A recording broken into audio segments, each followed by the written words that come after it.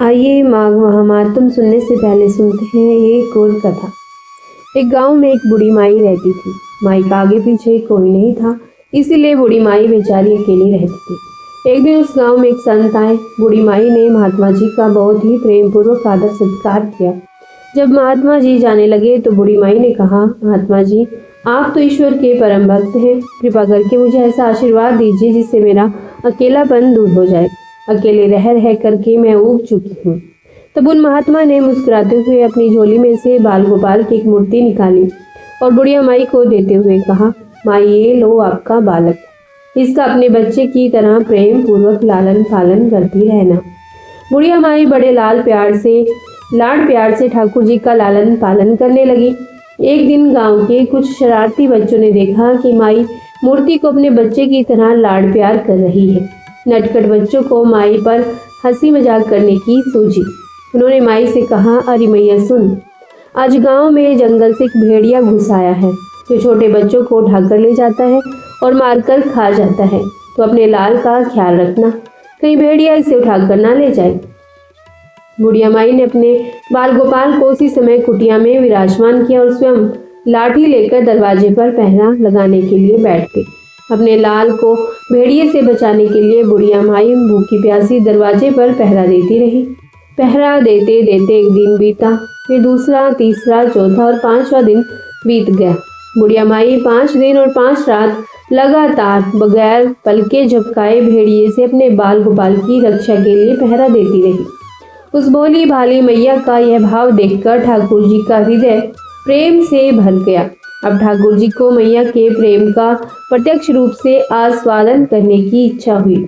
भगवान बहुत ही सुंदर रूप धारण कर वस्त्राभूषणों से सुसज्जित होकर माई के पास आए। ठाकुर जी के पांव की आहट पाकर माई डर गई कि कहीं दुष्ट भेड़िया तो नहीं आ गया मेरे लाल को उठाने। माई ने लाठी उठाई और भेड़िए को भगाने के लिए उठ खड़ी हुई। तब श्याम सुंदर ने कहा, मैया मैं हूँ, मैं तेरा वही बालक हूँ जिसकी तुम रक्षा करती हो। माई ने कहा, क्या? चल हट, तेरे जैसे बहुत देखे हैं, तेरे जैसे सैकड़ों अपने लाल पर निछावर कर दूं। अब ऐसे मत कहियो, चल भाग जा यहाँ से। ठाकुर जी मैया की इस भाव और एक निष्ठता को देखकर बहुत ज्यादा प्रसन्न हो गए। ठाकुर जी मैया से बोले, अरे मेरी भोली मैया, मैं त्रिलोकीनाथ भगवान हूँ, मुझसे जो चाहे वर मांग ले, मैं तेरी भक्ति से प्रसन्न हूँ। बुढ़िया माई ने कहा, अच्छा आप भगवान हो, मैं आपको 100 प्रणाम करती हूँ। कृपा कर मुझे वरदान दीजिए कि मेरे प्राण प्यारे लाल को भेड़िया ना ले जाए। अब ठाकुर जी और ज्यादा प्रसन्न होते हुए बोले, तो चल मैया, मैं तेरे लाल को और तुझे अपने निज धाम लिए चलता हूँ, वहाँ भेड़िए का कोई भय नहीं है। इस तरह प्रभु बुढ़िया माई को अपने निज धाम ले गए। भगवान को पाने का सबसे सरल मार्ग है भगवान को प्रेम करो, निष्काम प्रेम, जैसे बुढ़िया माई ने किया। हमें अपने अंदर बैठे ईश्वरीय अंश की काम, क्रोध, लोभ, मोह और अहंकार रूपी भेड़ियों से रक्षा करनी चाहिए। जब हम पूरी तरह से तन्मय होकर अपनी पवित्रता और शांति की रक्षा करते हैं तो एक ना एक दिन ईश्वर हमें दर्शन जरूर देते हैं। तो बोलिए जय श्री राधे। जय श्री कृष्णा, राधे राधे। आप सभी का स्वागत है हरि का पंचांग चैनल पर। इस चैनल पर आप सुन रहे हैं माघ मास महात्म्य। आज आप सुनेंगे माघ मास महात्म्य का 5वां अध्याय और इसके साथ साथ आप सुन रहे हैं श्रीमद् भागवत के महात्म्य को भी। तो आइए आरंभ करते हैं 5वां अध्याय। ओम नमो नारायण। दत्तात्रेय जी कहते हैं कि हे राजन, एक प्राचीन इतिहास कहता हूँ। भृगुवंश में ऋषि का नाम की एक ब्राह्मणी थी जो बाल्यकाल में ही विधवा हो गई थी। वह रेवा नदी के किनारे विंध्याचल पर्वत के नीचे तपस्या करने लगी। वह जितेंद्रिय, सत्यवक्ता, सुशील, दानशीलता तथा तप करके देह को सुखाने वाली थी। वह अग्नि में आहुति देकर उच्च वृत्ति द्वारा छठे काल में भोजन करती थी। वह वल्कल धारण करती थी और संतोष से अपना जीवन व्यतीत करती थी। उसने रेवा और कपिल नदी के संगम में 60 वर्ष तक माघ स्नान किया और फिर वहीं पर ही मृत्यु को प्राप्त हो गई। माघ स्नान के फल से वह दिव्य 4000 वर्ष तक विष्णु लोक में वास करके सुंद और उपसुंद दैत्यों का नाश करने के लिए ब्रह्म द्वारा तिलोत्तमा नाम की अप्सरा के रूप में ब्रह्मलोक में उत्पन्न हुई। वह अत्यंत रूपवती, ज्ञान विद्या में अति प्रवीण तथा मुकुट कुंडल से शोभायमान थी। उसका रूप, यौवन और सौंदर्य देखकर ब्रह्मा भी चकित हो गए। वह तिलोत्तमा रेवा नदी के पवित्र जल में स्नान करके वन में बैठी थी। तब सुंद और उपसुंद के सैनिकों ने चंद्रमा के समान उस रूपवती को देखकर अपने राजा सुंद और उपसुंद से उसके रूप की शोभा का वर्णन किया और कहने लगे कि कामदेव को लज्जित करने वाली ऐसी परम सुंदरी स्त्री हमने कभी नहीं देखी, आप भी चलकर देखें। तब वह दोनों मदिरा के पात्र रखकर वहां पर आए जहां पर वह सुंदरी बैठी हुई थी, और मदिरा के पान विहल होकर काम क्रीड़ा से पीड़ित हुए और दोनों ही आपस में उस स्त्री रत्न को प्राप्त करने के लिए विवादग्रस्त हुए और फिर आपस में युद्ध करते हुए वहीं समाप्त हो गए। उन दोनों को मरा हुआ देखकर उनके सैनिकों ने बड़ा कोलाहल मचाया और तब तिलोत्तमा कालरात्रि के समान उनको पर्वत से गिराती हुई 10 दिशाओं को प्रकाशमान करती हुई आकाश में चली गई और देव कार्य सिद्ध करके ब्रह्मा के सामने आई। तो ब्रह्मा जी ने प्रसन्नता से कहा कि हे चंद्रवती, मैंने तुमको सूर्य के रथ पर स्थान दिया। जब तक आकाश में सूर्य स्थित है, नाना प्रकार के भोगों को भोगो। सो हे राजन, वह ब्राह्मणी अब भी सूर्य के रथ पर माघ मास स्नान के उत्तम भोगों को भोग रही है। इसीलिए श्रद्धावान पुरुषों को उत्तम गति पाने के लिए यत्न के साथ माघ मास में विधि पूर्वक स्नान करना चाहिए। जय श्री कृष्ण। माघ मास महात्म का 5वां अध्याय संपन्न हुआ। आइए सुनते हैं भागवत पुराण का दूसरा अध्याय। हे श्री कृष्ण, आइए सुनते हैं श्रीमद् भागवत महात्म्य का द्वितीय अध्याय। इस अध्याय में यमुना और श्री कृष्ण पत्नियों के संवाद और कीर्तन उत्सव में उद्धव जी के प्रकट होने का वर्णन किया गया है। द्वितीय अध्याय प्रारंभ। ऋषियों ने पूछा श्री सूत जी से, श्री सूत जी, अब यह बतलाइए कि परीक्षित और वज्रनाभ को इस प्रकार आदेश देकर जब शांडिल्य मुनि अपने आश्रम को लौट गए, तब उन दोनों राजाओं ने कैसे कैसे और कौन कौन सा काम किया। श्री सूत जी कहने लगे, तदनंतर महाराज परीक्षित ने इंद्रप्रस्थ से हजारों बड़े बड़े सेठों को बुलवाकर मथुरा में रहने की जगह दी। इनके अतिरिक्त सम्राट परीक्षित ने मथुरा मंडल के ब्राह्मणों तथा प्राचीन वानरों को, जो भगवान के बड़े ही प्रेमी थे, उनको बुलवाया और उन्हें आदर के योग्य समझकर मथुरा नगरी में बसाया। इस प्रकार राजा परीक्षित की सहायता और महर्षि शांडिल्य की कृपा से वज्रनाभ ने क्रमशः उन सभी स्थानों की खोज की जहां भगवान श्री कृष्ण अपने प्रेमी गोपियों के साथ नाना प्रकार की लीलाएं करते थे। लीला स्थानों का ठीक ठीक निश्चय हो जाने पर उन्होंने वहां की लीला के अनुसार उस स्थान का नामकरण किया, भगवान के लीला विग्रहों की स्थापना की तथा उन स्थानों पर अनेकों गांव बसाए। स्थान स्थान पर भगवान के नाम से कुंड और कुएं खुदवाए, कुंज और बगीचे लगवाए, शिव आदि देवताओं की स्थापना की, गोविंद देव, हरिदेव आदि नामों से भगवत विग्रह स्थापित किए। इन सब शुभ कर्मों के द्वारा वज्रनाभ ने अपने राज्य में सब और एकमात्र श्री कृष्ण भक्ति का प्रचार किया और बड़े ही आनंदित हुए। उनके प्रजाजनों को भी बड़ा आनंद था। वे सदा भगवान के मधुर नाम तथा लीलाओं के कीर्तन में संलग्न हो परमानंद के समुद्र में डूबे रहते थे और सदा ही वज्रनाभ के राज्य की प्रशंसा किया करते थे।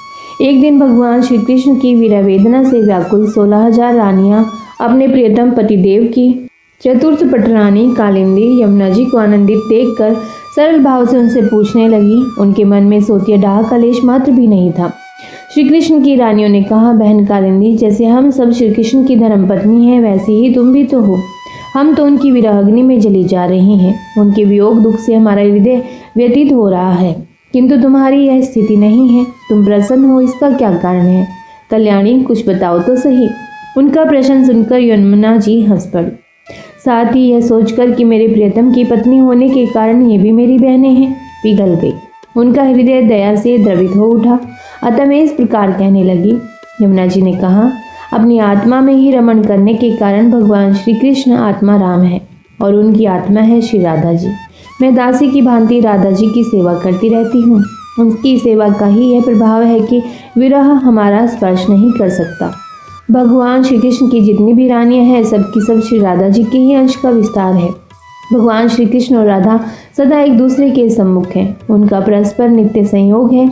इसीलिए राधा के स्वरूप में अंशतः विद्यमान जो श्री कृष्ण की अन्य रानियां हैं, उनको भी भगवान का नित्य संयोग प्राप्त है। श्री कृष्ण ही राधा है और राधा ही श्री कृष्ण है। उन दोनों का प्रेम ही वंशी है तथा राधा की प्यारी सखी चंद्रावली भी श्री कृष्ण चरणों के नखरूपी चंद्रमाओं की सेवा में आसक्त रहने के कारण ही चंद्रावली नाम से कही जाती है। श्री राधा और श्री कृष्ण की सेवा में उनकी बड़ी लालसा, बड़ी लगन है, इसीलिए वह कोई दूसरा रूप धारण नहीं करती। मैंने ये श्री राधा में ही रुक्मणी आदि का समावेश देखा है। तुम लोगों का भी सर्वांश में श्री कृष्ण के साथ वियोग नहीं हुआ, किंतु तुम इस रहस्य को इस रूप में जानती नहीं हो, इसलिए इतनी व्याकुल हो रही हो। इसी प्रकार पहले भी जब अक्रूर श्री कृष्ण को नंद गांव से मथुरा ले आए थे, उस अवसर पर जो गोपियों को श्री कृष्ण से विरह की प्रतीति हुई थी, वह भी वास्तविक विरह नहीं, केवल विरह का आभास था। इस बात को जब तक वे नहीं जानती थी तब तक उन्हें बड़ा कष्ट था। फिर जब उद्धव जी ने आकर उनका समाधान किया तब वे इस बात को समझ सकी। यदि तुम्हें भी उद्धव जी का सत्संग प्राप्त हो जाए तो तुम सब भी अपने प्रियतम श्री कृष्ण के साथ नित्य विहार का सुख प्राप्त कर लोगी। श्री सूत जी कहते हैं, ऋषिगण जब उन्होंने इस प्रकार समझाया तब श्री कृष्ण की पत्नियां सदा प्रसन्न रहने वाली यमुना जी से पुनः बोली। उस समय उनके हृदय में इस बात की बड़ी लालसा थी कि किसी उपाय से उद्धव जी का दर्शन हो, जिससे हमें अपने प्रियतम के नित्य संयोग का सौभाग्य प्राप्त हो सके। श्री कृष्ण पत्नियों ने कहा, सखी तुम्हारा ही जीवन धन्य है, क्योंकि तुम्हें कभी भी अपने प्राणनाथ के वियोग का दुख नहीं भोगना पड़ता। जिन श्री राधिका जी की कृपा से तुम्हारे अभिष्ट अर्थ की सिद्धि हुई है, उनकी अब हम लोग भी दासी हुई, किंतु तुम अभी कह चुकी हो कि उद्धव जी के मिलने पर ही हमारे सभी मनोरथ पूर्ण होंगे। इसीलिए कालिंदी अब ऐसा कोई उपाय बताओ जिससे उद्धव जी भी शीघ्र ही मिल जाएं। श्री सूत जी कहते हैं, श्री कृष्ण की रानियों ने जब यमुना जी से इस प्रकार कहा तब मैं भगवान श्री कृष्ण चंद्र की 16 कलाओं का चिंतन करती हुई उनसे कहने लगी। जब भगवान श्री कृष्ण अपने परम धाम को पधारने लगे तब उन्होंने अपने मंत्री उद्धव से कहा, हे उद्धव, साधना करने की भूमि है बद्री का आश्रम, अतः अपनी साधना पूर्ण करने के लिए तुम वहीं जाओ। भगवान की आज्ञा के अनुसार उद्धव जी इस समय अपने साक्षात स्वरूप से बद्री का आश्रम में विराजमान है और वहां जाने वाले जिज्ञासु लोगों को भगवान के बताए हुए ज्ञान का उपदेश करते रहते हैं। साधना की फल रूपा भूमि है वज्र भूमि।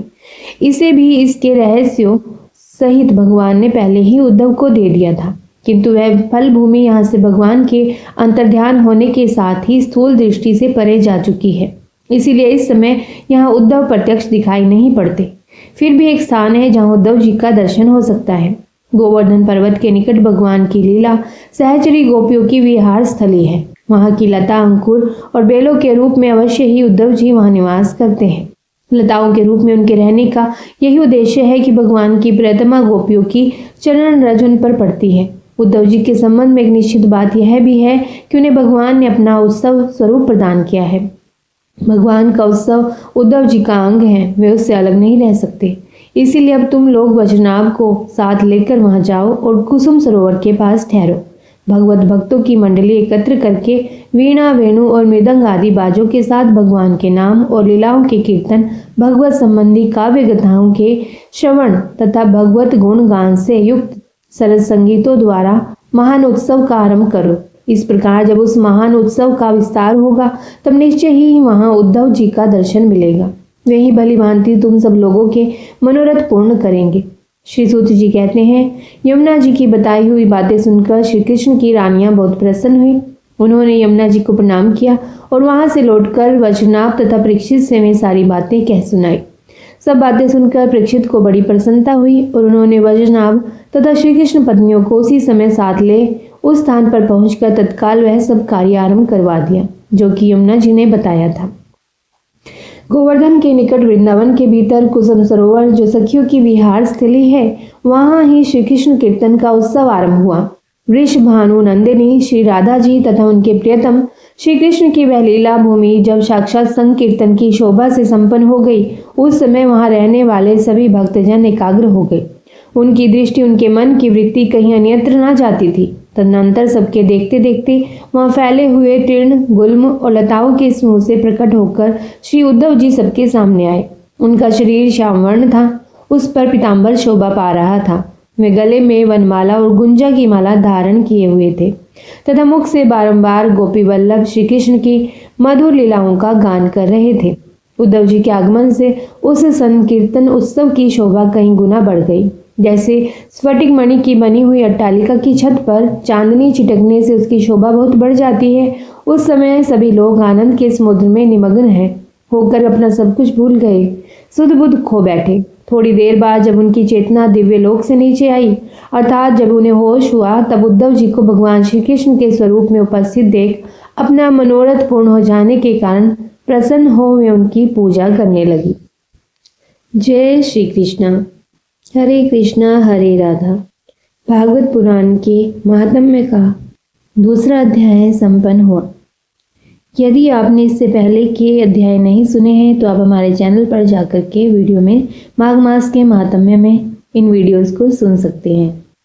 और यदि आप हमारे चैनल पर पहली बार आए हैं तो चैनल को सब्सक्राइब जरूर कर लीजिएगा।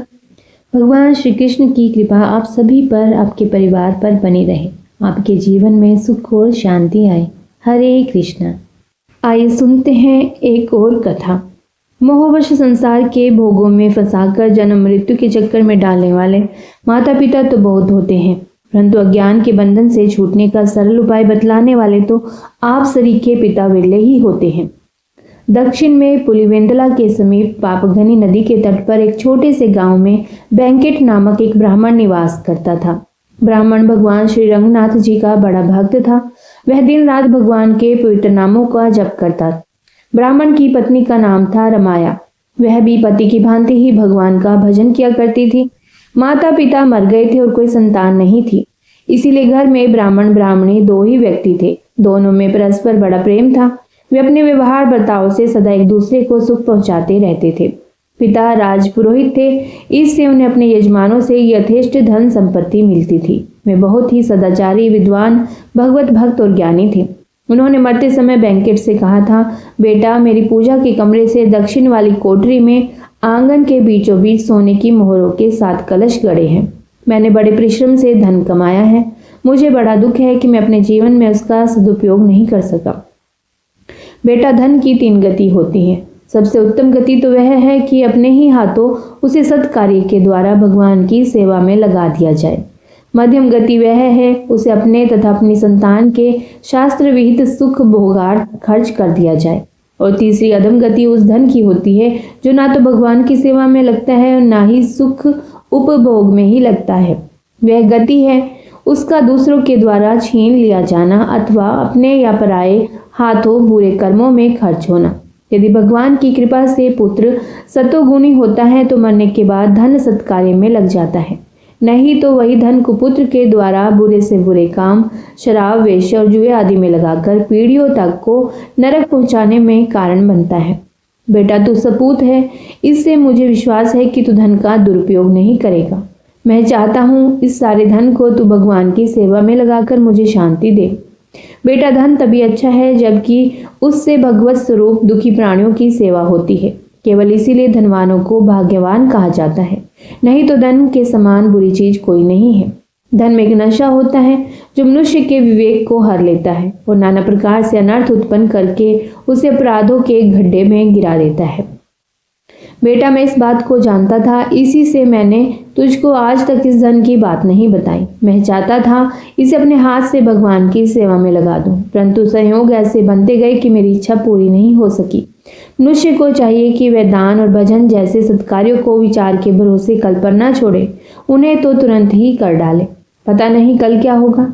इस कल में ही मेरा जीवन बीत गया। मेरे प्यारे वेंकट, संसार में सभी पिता अपने पुत्र के लिए धन कमाकर छोड़ जाना चाहते हैं, परंतु मैं ऐसा नहीं चाहता। बेटा, मुझे प्रत्यक्ष दिखता है कि धन से मनुष्य में दुर्बुद्धि उत्पन्न होती है। इससे मैं तुझे अर्थ का धनी देखकर भजन का धनी देखना चाहता हूँ। इसीलिए तुझसे यह कहता हूँ, इस सारे धन को तू भगवान की सेवा में लगा देना। तेरे निर्वाह के लिए घर में जो कुछ पैतृक संपत्ति है, जमीन है, खेत है और थोड़ी बहुत यजमानी है, वही काफी है। जीवन को सादा, संयमी और ब्राह्मण उचित त्याग से संपन्न रखना, सदा सत्य का सेवन करना और करना श्री रंगनाथ भगवान का भजन। इसी से तू कृतार्थ हो जाएगा। इसी से तू पुरखों को तारने वाला होगा। बेटा, मेरी इस अंतिम सीख को याद रखना। वेंकट अपने पिता से भी बढ़कर विवेकी था। उसने कहा, पिताजी, आपकी इस सीख का एक एक अक्षर अनमोल है।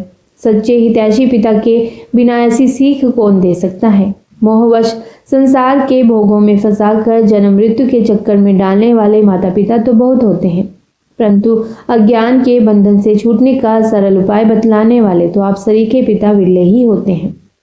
मुझे यह धन न देकर आपने मेरा बड़ा उपकार किया है, परंतु पिताजी, मालूम होता है मेरी कमजोरी देखकर ही आपने धन की इतनी बुराइयां बतलाकर धन को महत्व दिया है। वस्तुतः धन की ओर भजन आनंदियों का ध्यान ही क्यों जाना चाहिए। धन में और धूल में फर्क ही क्या है। जो कुछ भी हो, मैं आपकी आज्ञा को सिर चढ़ाता हूँ और आपके संतोष के लिए धन की ओर ध्यान देकर इसे शीघ्र ही भगवान की सेवा में लगा दूंगा। अब आप इस धन का ध्यान छोड़कर भगवान श्री रंगनाथ जी का ध्यान कीजिए और शांति के साथ उनके परम धाम में पधारिए। हरे कृष्ण।